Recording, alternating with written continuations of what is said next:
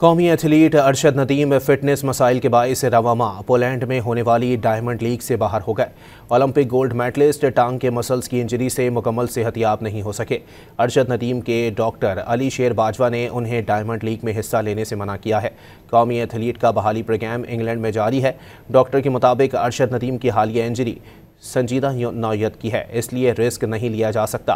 अरशद नदीम ने रिहैब के दौरान टांग पर वजन डालना शुरू कर दिया है और हल्की वेट ट्रेनिंग भी शुरू कर दी है।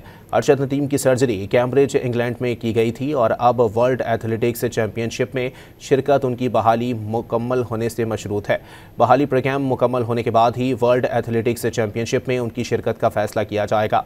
कौमी एथलीट इंजरी के बाइस वर्ल्ड एथलेटिक्स सिल्वर टूर में भी शिरकत नहीं कर सकेंगे।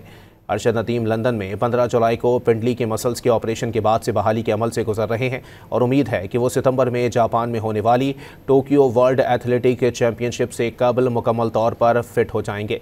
अरशद नदीम ने 29 जुलाई को मैनचेस्टर में मीडिया को बताया था कि उनकी 4 सर्जरीज हुई हैं और अब रिहैब चल रहा है। अरशद नदीम ने अप्रैल में एशियन एथलेटिक्स चैंपियनशिप में गोल्ड मेडल जीता था।